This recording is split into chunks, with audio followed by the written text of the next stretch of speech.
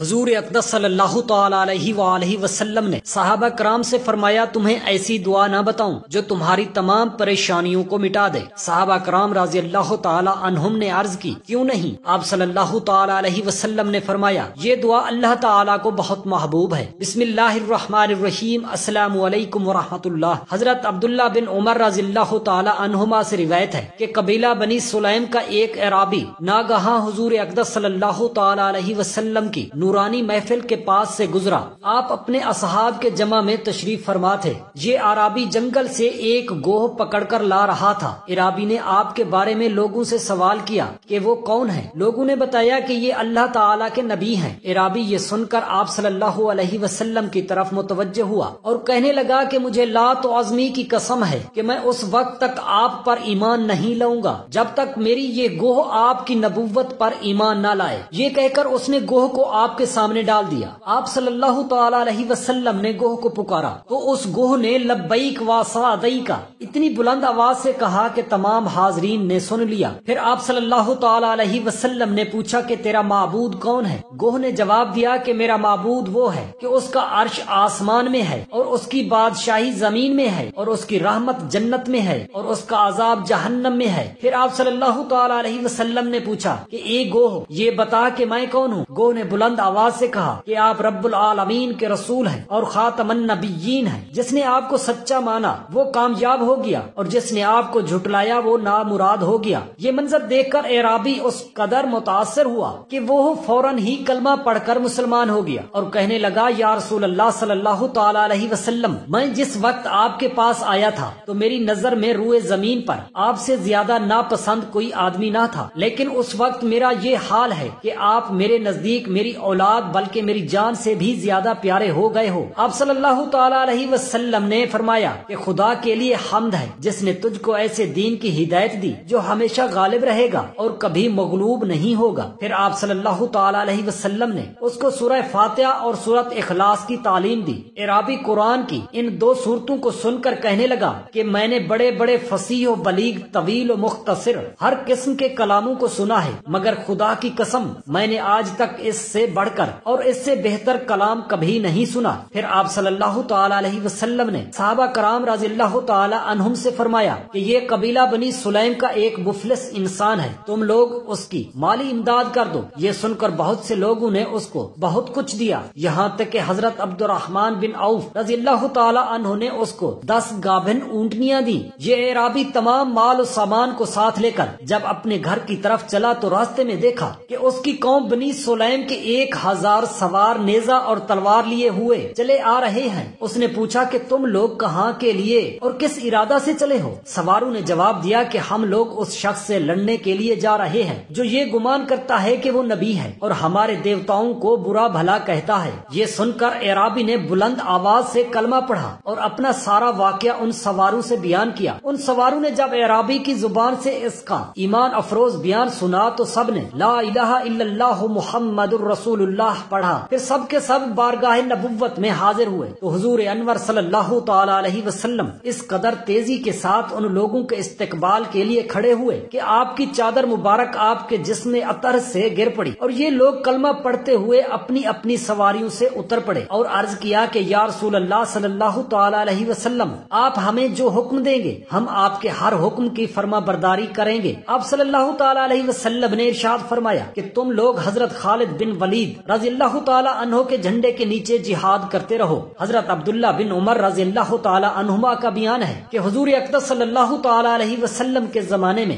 بنی سلیم کے سوا کوئی قبیلہ بھی ایسا نہیں تھا جس کے 1000 آدمی با یک وقت مسلمان ہوئے ہوں۔ اس حدیث کو طبرانی و بہقی، حاکم و ابن عدی جیسے بڑے بڑے محدثین نے روایت کیا ہے۔ صحابہ کرام رضی اللہ تعالی عنہم مدینہ کے چاروں طرف کفار کے حملوں سے بچنے کے لیے خندق کھود رہے تھے۔ اتفاق سے ایک بہت ہی سخت چٹان نکل آئی۔ صحابہ کرام رضی اللہ تعالی عنہم نے اپنی اجتماعی طاقت سے ہر چند اس کو توڑنا چاہا مگر وہ چٹان کسی طرح بھی نہ ٹوٹ سکی۔ پھوڑے اس پر پڑ پڑ کر اچٹ جاتے تھے۔ جب صحابہ کرام رضی اللہ تعالی عنہم نے مجبور ہو کر آپ صلی اللہ تعالی علیہ وسلم کی خدمت اقدس میں یہ ماجرا عرض کیا تو آپ صلی اللہ تعالی علیہ وسلم خود اٹھ کر تشریف لائے اور پھوڑا ہاتھ میں لے کر ایک ضرب لگائی۔ وہ چٹان ریت کے بھر بھرے ٹیلوں تیروں کی طرح چور چور ہو کر بکھر گئی۔ حضرت جویریہ رضی اللہ تعالی عنہا کا بیان ہے کہ حضور صلی اللہ تعالی علیہ وسلم کے میرے قبیلے میں تشریف لانے سے 3 رات پہلے میں نے یہ خواب دیکھا تھا کہ مدینہ کی جانب سے ایک چاند چلتا ہوا آیا اور میری گود میں گر پڑا۔ میں نے کسی سے اس خواب کا تذکرہ نہیں کیا تھا، لیکن جب رسول خدا صلی اللہ تعالی علیہ وسلم نے مجھ سے نکاح فرما لیا تو میں نے سمجھ لیا کہ یہی اس خواب کی وجہ ہے۔ ان کے بھائی حضرت عبداللہ بن حارث کے اسلام لانے کا واقعہ بہت ہی تعجب خیز بھی ہے اور دلچسپ بھی۔ یہ اپنی قوم کے قیدیوں کو چھڑانے کے لیے دربار رسالت میں حاضر ہوئے اور ان کے ساتھ چند اونٹنیاں اور لونڈیاں تھیں۔ انہوں نے ان سب کو ایک پہاڑ کی گھاٹی میں چھپا دیا اور تنہا بارگاہ رسالت میں حاضر ہوئے اور اسیران جنگ کی رہائی کے لیے درخواست پیش کی۔ حضور صلی اللہ تعالی علیہ وسلم نے فرمایا کہ تم قیدیوں کی رہائی کے لیے فدیہ کیا لائے ہو؟ انہوں نے کہا کہ میرے پاس تو کچھ بھی نہیں۔ آپ صلی اللہ تعالی علیہ وسلم نے فرمایا کہ تمہاری وہ اونٹنیاں کہاں گئیں اور تمہاری وہ لونڈیاں کدھر گئیں جسے تم فلاں گھاٹی میں چھپا کر آئے ہو؟ زبان رسالت سے یہ علم غیب کی خبر سن کر عبداللہ بن حارث حیران رہ گئے اور عرض کرتے ہوئے دریافت کیا،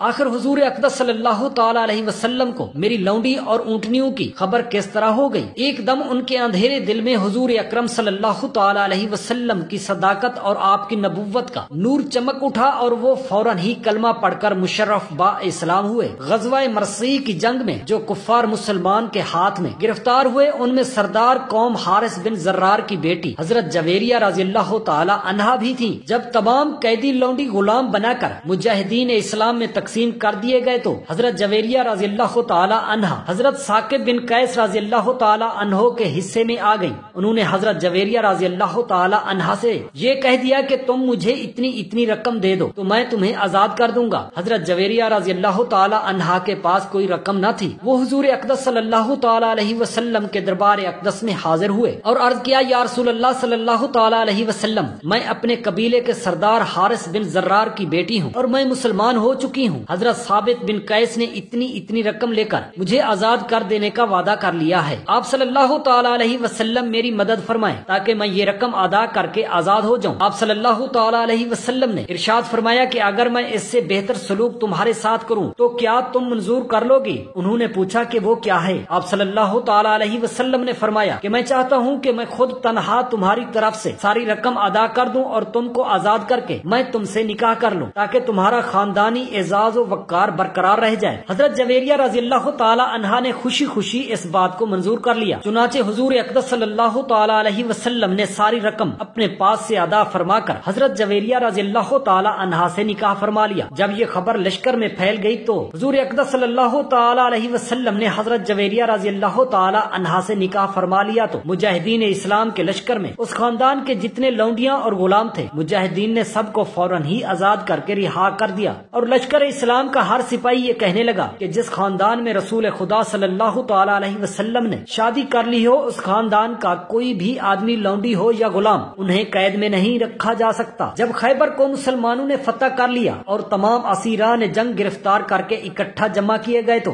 اس وقت حضرت دہیہ بن خلیفہ رضی اللہ تعالی عنہ بارگاہ رسالت میں حاضر ہوئے اور ایک لونڈی طلب کی۔ آپ صلی اللہ تعالی علیہ وسلم نے ارشاد فرمایا کہ تم اپنی پسند سے ان قیدیوں میں سے کوئی لونڈی لے لو۔ انہوں نے حضرت صفیہ رضی اللہ تعالی عنہا کو لے لیا، مگر ایک صحابی نے عرض کیا، یا رسول اللہ صلی اللہ تعالی علیہ وسلم، حضرت صفیہ بنو قریظہ اور بنو نذیر کی شہزادی ہیں، ان کے خاندانی اعزاز کا تقاضا ہے کہ آپ ان کو اپنی ازواج مطہرات میں شامل فرما لیں۔ چنانچہ آپ صلی اللہ تعالی علیہ وسلم نے ان کو حضرت دہیہ کلبی رضی اللہ تعالی عنہ سے لے لیا اور ان کے بدلے انہیں ایک دوسری لونڈی عطا فرما دی۔ پھر حضرت صفیہ رضی اللہ تعالی عنہا کو آزاد فرما کر ان سے نکاح فرما لیا اور جنگ خیبر سے واپسی میں 3 دنوں تک منزل صحبہ میں ان کو اپنے خیمہ کے اندر اپنی قربت سے سرفراز فرمایا اور دعوت ولیمہ میں کھجور، گھی، پنیر کا مالیدہ صحابہ کرام رضی اللہ تعالی عنہم کو کھلایا، جس کا مفصل تذکرہ جنگ خیبر میں گزر چکا ہے۔ حضور اکرم صلی اللہ تعالی علیہ وسلم حضرت بی بی صفیہ رضی اللہ تعالی عنہا پر بہت ہی خصوصی توجہ اور انتہائی کریمانہ عنایت فرمایا کرتے تھے اور اس قدر ان کا خیال رکھتے تھے کہ حضرت بی بی عائشہ رضی اللہ تعالی عنہا پر غیرت سوار ہو جایا کرتی تھی۔ منقول ہے کہ ایک مرتبہ حضرت عائشہ رضی اللہ تعالی عنہا نے حضرت بی بی صفیہ رضی اللہ تعالی عنہا کے بارے میں یہ کہہ دیا کہ وہ تو پستہ قد ہے، تو حضور اقدس صلی اللہ تعالی علیہ وسلم نے فرمایا کہ اے عائشہ، تو نے ایسی بات کہہ دی کہ اگر تیرے اس کلام کو دریا میں ڈال دیا جائے تو دریا متغیر ہو جائے گا، یعنی یہ غیبت ہے جو بہت ہی گندی بات ہے۔ اسی طرح ایک مرتبہ ایک سفر میں حضرت صفیہ رضی اللہ تعالی عنہا کا اونٹ زخمی ہو گیا اور حضرت زینب رضی اللہ تعالی عنہا کے پاس ایک فاضل اونٹ تھا۔ حضور اکرم صلی اللہ تعالی علیہ وسلم نے فرمایا، اے زینب تم اپنا اونٹ صفیہ کو دے دو۔ حضرت زینب نے طیش میں آ کر کہہ دیا کہ میں اس یہودیہ کو اپنی کوئی چیز نہیں دوں گی۔ یہ سن کر حضور اکرم صلی اللہ تعالی علیہ وسلم حضرت زینب رضی اللہ تعالی عنہا پر اس قدر خفا ہو گئے کہ 2-3 ماہ تک ان کے بستر پر آپ نے قدم نہیں رکھا۔ حضرت بی بی البینہ رضی اللہ تعالی عنہا جو لونڈی تھی